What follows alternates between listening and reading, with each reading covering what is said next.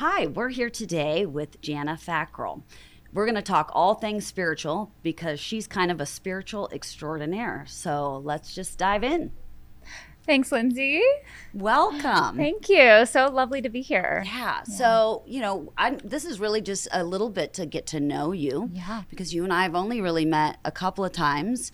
One being on a plane heading to Costa Rica, but So totally fun. different trips. So fun. That was totally aligned. Yeah. I would love to know how you found spirituality, or maybe even how spirituality found you.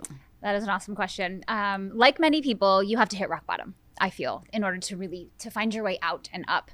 And for me, it was back in 2012 when I was in Los Angeles. I got in with the wrong crowd. And the mob had control over me, which I know isn't something that's common for anyone. That started in 2007, and they controlled where I went, what I did. They asked me to sleep with certain people I didn't want to sleep with. I had to put on shows. It was a whole thing, and I thought I was stuck. And at that time I was, and I didn't know a way out. And finally, I pushed through the fear, and I put my foot down, and I set my boundaries, and I said, no, enough is enough. And I changed my number, I moved, and I prayed to God they could not find me because they through those 5 years led me through fear. And, we will tell this person, or we will go find your boyfriend, and we will do this. And that's how I thought they had control of me. And I was also very naive and young. And after I put my foot down, I sought anything bigger. I sought there had to be something other than this darkness, emptiness that was inside of me.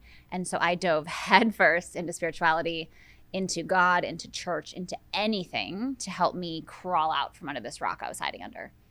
Wow, Yeah. that is quite a story. Yeah. And, I actually really kind of relate to this rock bottom. For me, it was drugs and alcohol.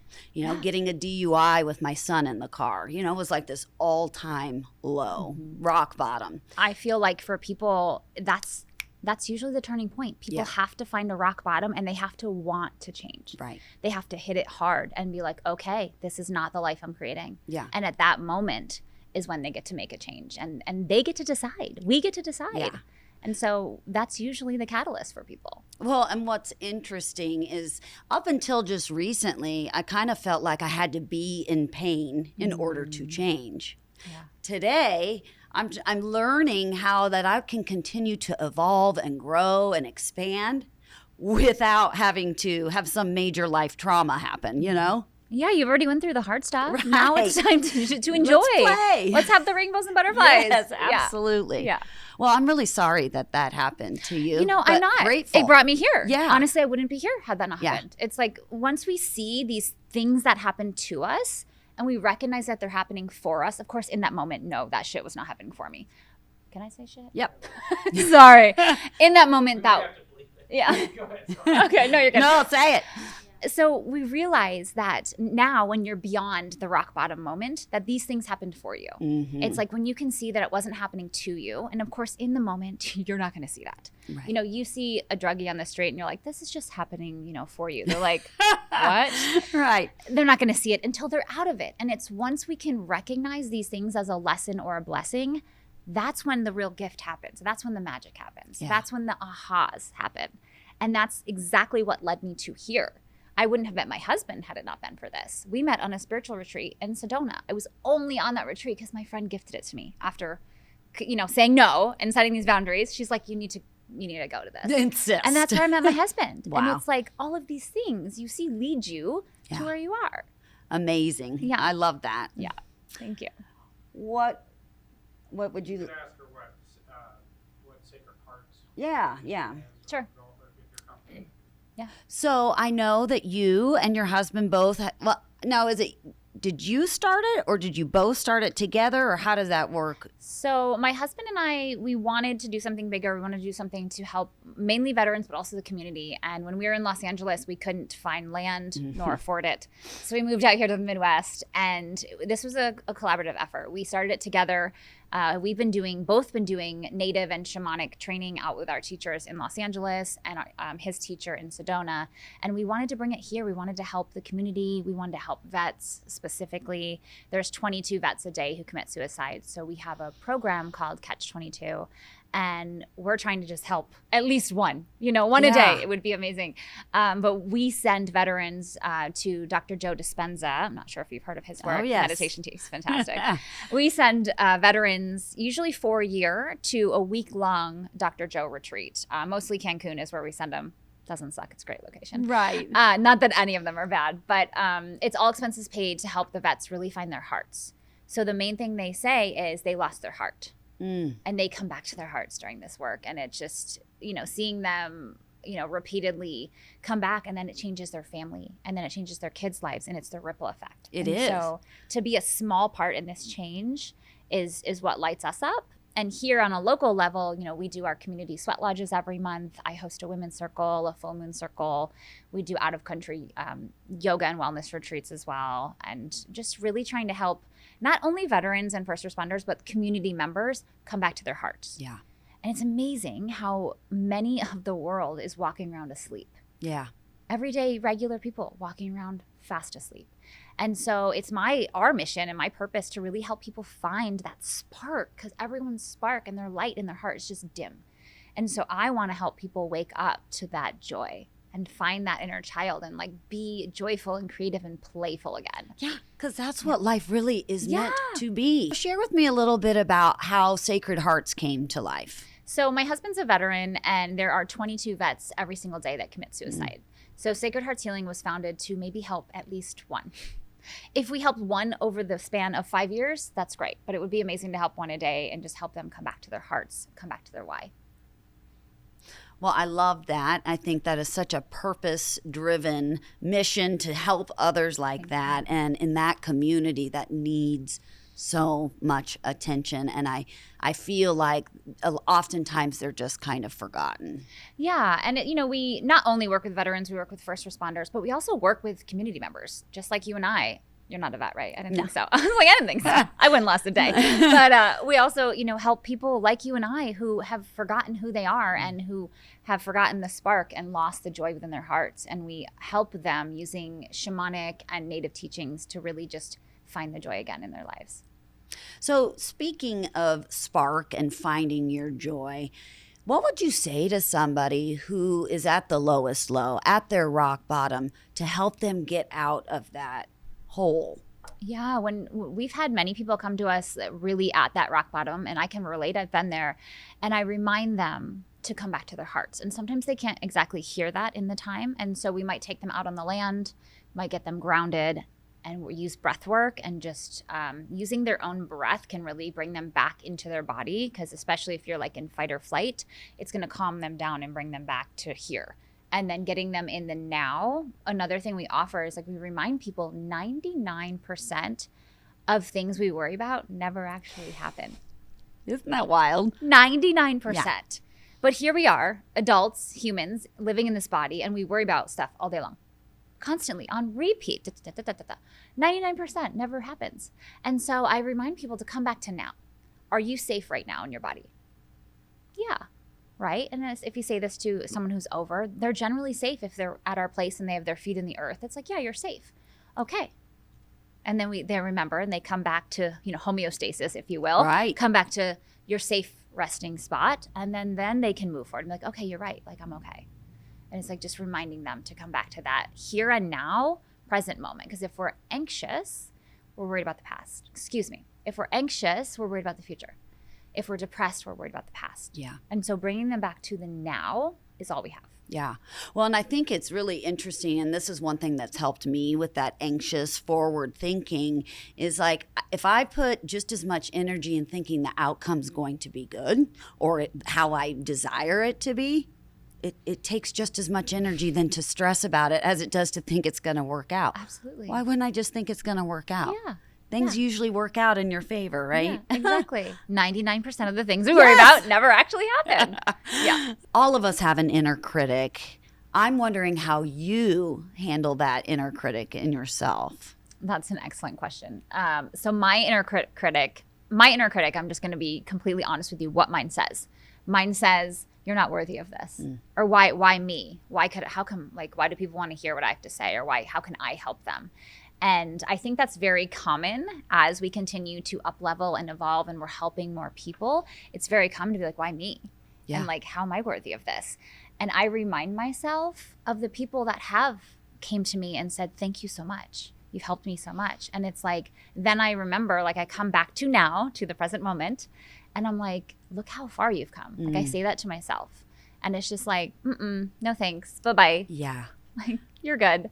Well, I love that. I think that's, this show that we are creating is really, the first episode is all about dealing with this inner critic. And, the truth is, it's not ever going to completely go away, or at least I don't think that it lessens. And the power and grip of it takes its claws out of us. But the more tools I think we can share with other people so that they don't feel alone or that they're the only ones who have that negative chatter, the better. Absolutely. I mean, I think imposter syndrome is something that comes up. And every person I've ever chatted with, I'm like, does anyone ever feel like an imposter? Everyone raises their hand every time. 100%. We're all human. Yeah. Living in this human experience, right? Yep. Absolutely. Yeah. Thank you. Spirituality can be very misunderstood. What do you think a misconception is around it? I think a common misconception around spirituality is spiritual people are not religious, or spiritual people don't believe in Jesus, or don't belong in the church, and they're just woo-woo.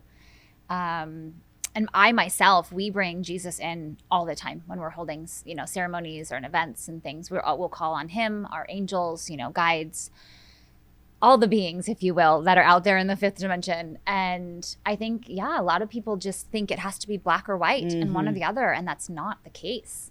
Yeah. So, and I believe that too, that spirituality and religion can coexist. It just oftentimes there are people who may be more closed off or closed-minded around thinking that it's devil's work or, and you and I know that that's not true. I've seen many angels. I promise there are no devils. Yeah.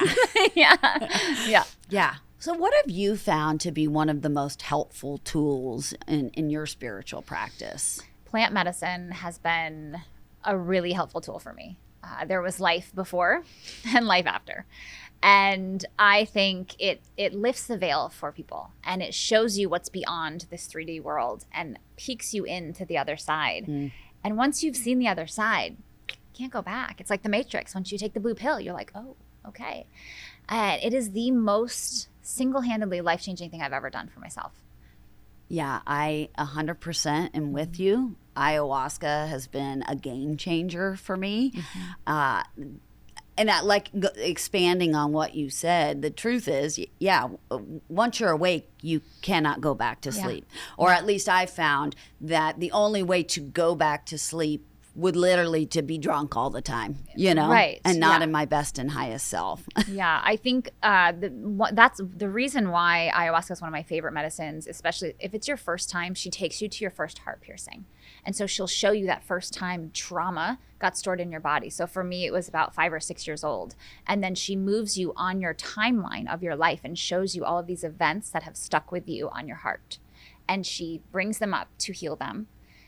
You either purge, you cry, you laugh, whatever. Yawn. You move through it. Yes. You yawn. The energy releases, and then you go to the next. Yeah. And it's the most beautiful thing. And my first one, I kid you not, was 10 years of therapy in one weekend, if not more. Like there was no, how could I have gotten here in another way? That would not have existed. It's like, it was life-changing. I agree. It's fast-tracked. Yeah. And I don't know that it's for everyone. No, for sure. But if you feel a calling to it, there's a reason for that. Absolutely. And then it becomes almost like a remembrance. I had learned, I just got back from Rhythmia and did 4 ceremonies there. And, they were really big about talking about the split, between, before you were 7 and how that there was an event that just split you to say, okay, the world's not safe for me to be myself. Yeah. I'm going to change. And then how everything beyond that just kind of snowballs, and like learning to go back and heal those parts, That's heal that heart. exactly what she does. Yeah. Brings you along. Yeah. And then you keep going back for more if that's your thing. And I do feel like, she'll call you and you'll know. Yeah. And if you haven't gotten the call, then that's okay. Yeah. It's not your time. Right. You need to be spiritually, emotionally, physically ready because it's not an easy It's not an easy thing. Yeah. It's work. It is. And I think that there's this misconception oftentimes with people who are not in the community and don't know much about plant medicine, that it's drug taking, Yeah. like it's something that's fun and you want to go do it again. It's like, No, I about puke every time I drink it because Yeah. it's so hard yeah. emotionally and physically. Yeah, it's a journey for sure. Yeah. And so, and not one to not be taken lightly. No. Really know what you're getting into. And also, I think for me, really having an integration plan. Absolutely. To get the most out of those experiences. I think really processing before and after can be super helpful. The thing with integration is it's like so many people go and then they don't allow the space and the time and they jump right back into work or right back into their old life. But here's the thing. Now you're operating at a higher frequency. You're all the way up here. So everything in your life is here.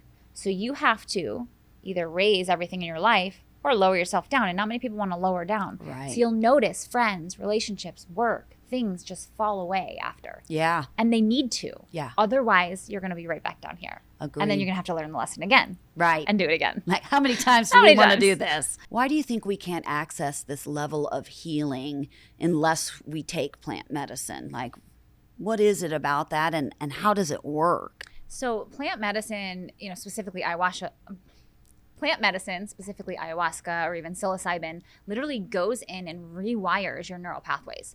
So we are reconnecting new ones that maybe have fallen apart or just creating new ones. And so it's literally going in and giving you like brain surgery. Yeah. And we can't do this with the conscious thinking mind. You can get there with Dr. Joe Dispenza's work, but that's like a week long of meditating straight. So like you can get there. It's just no one wants to sit down and do the work. Right. Doing it with plant medicine is a fast track to get there and to rewire these neural pathways and to change your conditioning and your beliefs. So to give you an example, when I first met my husband, we met in Sedona on a spiritual retreat. This was before Aya. We met and he is 17 years older than me. And my ego goes, nope, see ya. But then all through the week, we kept getting closer and closer. And there was this energetic pull. And I was like, what is this? I was like, I feel like I have past lives with you. Like something's going on. Yeah, it was just like we couldn't not be next to each other as hard as my ego tried. Like I was just like, get away from me. And it was like, nope, here we are. And finally, we ended up dating. Sorry, to take that back. So we were close during the week. And then he said to me, he's like, I have a daughter your age. This would never work. And I was like, oh yeah, no way. His oldest daughter is 1 year younger than me. And then he goes, oh, and I have 7 kids. And I go, what? And I go, I have a 8-pound dog and I live in West Hollywood. Gotta go. With my little Mini Cooper. I was like, I'm out. And he goes, oh yeah, and I have 6 ex-wives. And I was like, what? And he goes, and I live in Kansas. He just kept dropping bombs on me. And I'm like, yes, now I live in Kansas. But at the time I was in West Hollywood. And before that I was in New York in the city. And so like, you live where? Like no one lives in Kansas. It's a flyover state is what I thought. All due respect. I live here now, so I'm allowed to make that joke. But anyway, my ego kept saying, no, no, no, no, no. And we dated for a while, and then my ego was like, I can't do this. He's too old. He's too this. He's too that. He has too many kids, too many ex-wives. I'm not here for it. I broke up. I went back to LA, sat with plant medicine that weekend. Aya showed me my ego's version of my partner, what he would look like, put a dart in his face, and then showed my current husband and I dancing in the stars to Love is an Open Door. And I was like, all right, I get it. I see you. And without that, I would not be with him because my ego wouldn't get out of the way. Wow. I would not be, hands down, it would have been a no because I couldn't get out of my own way. Wow. So she rewired and showed me. Incredible. Yeah. What a cool story. Yeah. I've heard, I can't remember what book it was, but they talk about like plant medicine is like, you're skiing down a mountain and you're creating these grooves. Those are our thoughts, patterns, behaviors. And then psychedelics come and they snow all over the mountain and there's no more tracks and you get to make new pathways. It's beautiful. It is. Exactly that. Yeah. I really believe it has been absolutely instrumental in me. I'm not the same person. No. And I don't react to things the way that I used to. And I don't live in victimhood. And when it comes up, it's not like it doesn't ever come up. But I'm able to recognize, have the awareness and move along. Yeah, and I think that's the big thing with most people, besides healing that first heart wound and many other amazing things, but it's like they notice the reactions to things. And they're like, wow, this doesn't upset me like it used to. Or my kids aren't, annoying me like they would before when they fight or whatever the thing may be. And they realize they're like, oh, wow, this is like what a calm, collected person, this is how they handle things. Yeah. It's much easier. It's beautiful. Yeah. Thank you. You're welcome. How do you think plant medicine can help in ways that typically other healing modalities cannot? Well, when I met my husband, I'll give you a quick story. We met in Sedona. We were both getting out of relationships. We were not looking for love. And we met, and it was an instant heart connection. Like, it was like, drawn to him. And I was like, how do I know you? He's like, I don't know. And the whole week went by. We were just closer and closer and closer the whole week. And he's like, this would never work. I have a daughter your age. And he's 17 years older than me. And my ego was like, yeah, no thanks. You old. And then he goes, and I have 7 kids. And I was like, I have a Chihuahua and I live in West Hollywood with my Mini Cooper convertible, zipping around, single as ever. And then he goes, oh, and I have 6 ex-wives. And he just kept dropping these balls. And I'm like, no. And I'm like, bye. So nice to meet you. And I'm running. And we start dating because I couldn't run. That worked for about 2 months. And then I broke up with him. I was like, this is never going to work. I can't. You live in Kansas. This is not. And I went back to LA. I never moved there. I was visiting. I went back to LA. I did plant medicine that weekend. Sat with Mama Aya. We call her Mama Aya. Yeah. Sat with Mama Aya, and she showed me my ego's version of what I thought my partner was going to be. She threw a dart in his face, and then she showed my now husband, Jim, and I dancing to Love is an Open Door. It's a Disney song. In the stars. Had I not had that moment, I left. I broke up. I was like, I can't do it. My ego was like, no. And I couldn't see beyond that. I couldn't see the bigger picture. And she had to break it down and show me. Yeah. Got you into your heart. Yeah. That's for sure. Yeah. What could one gain from using plant medicine? Everything. This is a really beautiful question because I think it's about remembering. When someone sits in an ayahuasca ceremony, for example, you're coming back to your soul remembering. You're coming back to your heart. And your heart is expanded so much that everything has to change. And you'll notice certain relationships, situations, things that are no longer an energetic match will fall away because now you're vibrating at a higher frequency. And that heart remembrance is why people come, and that community and the love. So I've heard a dear friend of mine say many times, the medicine is in the people. And the tribe of individuals and people that I have come into contact as a result of plant medicine has been game changing.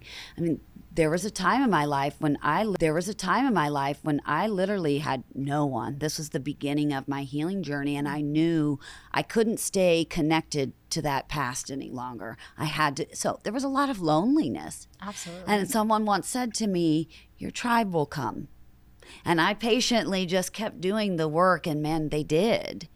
I also think, too, that it's less about becoming someone, and you kind of touched on this. It's more about unbecoming, unlearning, excavating who we really are, before the world got its hands on us. Absolutely. Yeah. It's coming back to that soul remembering, and community is such a huge aspect. It's coming back to that soul remembering, and community is such a huge aspect of that. The people who you were with in that sacred container going through this really deep work, who you were purging with or crying with or farting with or laughing with or whatever, they're now your family. And it's like you've experienced this massive up level together. And that doesn't get forgotten. No. It's you guys, you have a heartstring now. Yeah. When we talk about community, how would you really explain that to someone who's not quite yet there yet? Or hasn't found their tribe. Yeah. So when you're in this sacred healing container, people are working through past life traumas. We're working through ancestral traumas. You're working through traumas from this lifetime. And when you're opening these spaces, you are in a very safe, sacred container, and love is what is so prevalent. And that the bonds that get created during that are unforgettable because you're going through these massive energetic shifts together as a family.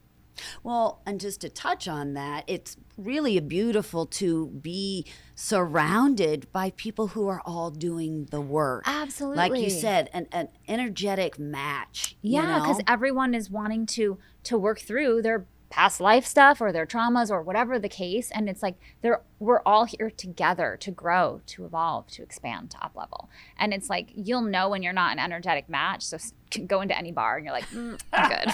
Bye. Right. Not judging that. That's No. fine. But that no longer is an energetic match for me. Yeah. At one time, that was exactly where I was. Right. Yeah. I would agree. Yeah. Wholeheartedly. Yeah. Even large crowds are starting Oh, to yeah. get to the point where like, no thanks. Yeah. I love being home. I love being in bed at 8, 9 o'clock. Yeah, I'm sorry. I just do. And I used to identify that with being old or boring. And that was just a story. And the truth is I am devoted and committed to feeling my best physically, emotionally, spiritually. And if that means that I go to bed by 10 o'clock most nights, I get 9 hours of sleep yeah, to feel then that I'm way. doing it. So plant medicine allows us to take off the masks. So in society, we wear masks or hats, say, oh, this is my mom hat or my teacher hat or my whatever. And if it's a big, strong man, he's like, oh, I need to be this big, strong man. And it's like, here, we get to just take off the masks, take off the layer and just be our soul selves and just be here leading with our heart and not have to be what's like fit in the boxes that society is trying to put us in. Right. It allows us to just be vulnerable and open and be human with each other and just be raw and real and vulnerable and just love each other for whoever that person is in front of you without their masks. Well, and ineffectually, unless we get honest and we get open and we're real and vulnerable, we never know if we're actually making an impact in someone's lives. And, being vulnerable can be very scary. Yeah. We can feel like maybe someone might judge us. And the truth is, in these circles, that judgment is just, it's not there. No. And it creates such a safe space to like truly be who you are. Yeah. And I think, and to come back to that, because a lot of people forget because they're so used to putting on the hats or the mask and going and doing and doing and doing.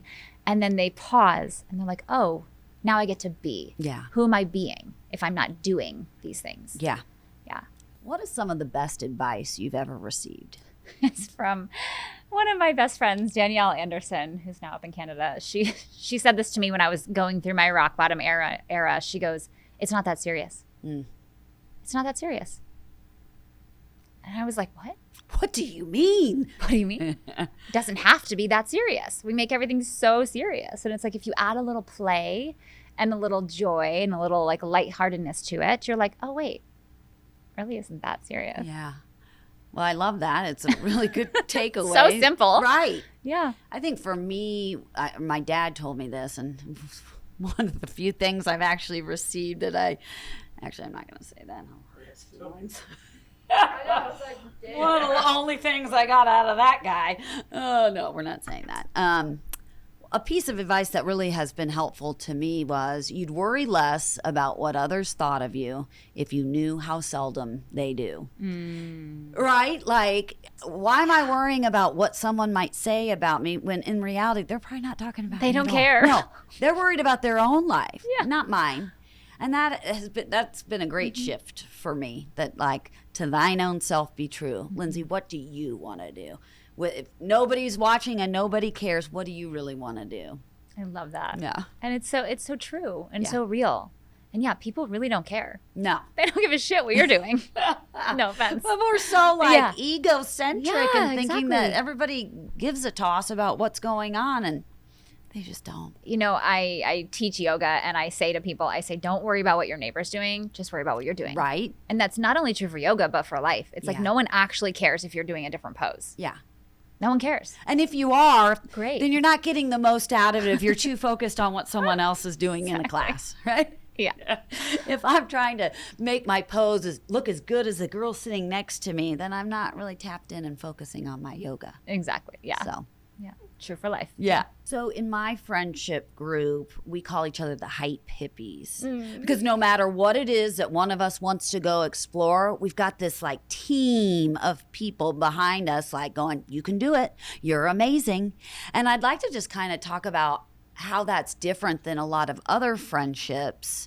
Like, how do you see a difference between spiritual, community-driven people and then other people? I love this question because in my 20s, for example, my early 20s, my friendships were revolved around partying and drinking and, you know, having sex and doing stuff we probably shouldn't have been doing. And it's like, but that's what lit us up at the time. Right. And so we would encourage each other. And it's like, you look back and you're like, what? And it's like, you encourage us to like go do drugs in Vegas? Like, Right. makes no sense. But like, that's what we did. Yeah. And it's like, now I look at my life and my friendships, we evolve each other. And Yeah. so we up level with each other and we help each other. And if someone's down, we help them see, we become that mirror for them. And we're like, yo, Yeah. look, sis, you're fine. Yeah. You're fine. And it's like, we bring each other up in positive ways rather than, you know, reinforcing the negative things like, oh, let's go get drunk at the bar or whatever. And it's like, no, we're reinforcing the positive Yeah. and helping them see when they are stuck in maybe a negative loop pattern or something. Yeah. Yeah. It is. It's a beautiful component to friendships in this area. Shoot, there was something I was going to say. I hate that. I know. Oh, I know. Okay. Another thing that I noticed too is that oftentimes people who aren't doing this work aren't genuinely happy for you. They may be envious, and you can see like the expression on their face when you tell them something you're really proud of almost looks disappointing, you know, and how nice and refreshing it is to have a group of people that are like truly your biggest fans. And they want to see you succeed. Yeah. Yeah. Well, that's just because those people haven't found their heart yet, Yeah. haven't found their passion. And it's so our light is actually blinding to them. Yeah. Unfortunately. And when they're ready emotionally, spiritually, physically, then they might realize, hey, this isn't working for me. Yeah. And then they'll find their own. But it's like they rise right now by dimming your light, thinking Yeah. that's going to help. And it's not. No. We're instead, we rise by lifting each other. And that's what your friendships Yeah. sound like are doing, and as are mine. Yeah. Well, and there's room for everyone. Like there's not this competition. At least I don't feel that way, you know, like I genuinely, no matter what it is, my friends and people in this community want to go and do, I encourage it. And there's people for everyone. Like, Yeah. we'll all still have clients. Yeah. There's going to be people for everyone. Exactly. Yeah. And I think a lot of people, especially when they're stuck in that fear, right? Or stuck in that, you know, maybe even imposter syndrome. They're just like, well, I need everybody. They all got to come Yeah. to me. And it's like, no, there's enough. Yeah, that scarcity. Yes, that's what I mindset. was looking like, for. Not Yeah. enough. The scarcity mindset. you know, and like I Yeah. will hoard every, you know, and that doesn't I work. used to be that. I was in scarcity and Yeah. in lack and in fear and paying rent on credit cards in Los Angeles. Like it was the whole thing. Well, we know how, you know, that works out when Mm-hmm. we're in scarcity mindset, like what we're attracting. Oh, yeah. right? Yeah. More of the same. More of the same. Yeah. Yeah. I want to thank you for coming Mm-hmm. in, being vulnerable, sharing your heart, sharing information about Sacred Heart. This has just been lovely. Thank you. And I love being able to speak from my heart, and thank you for inviting me. Yeah. Yeah.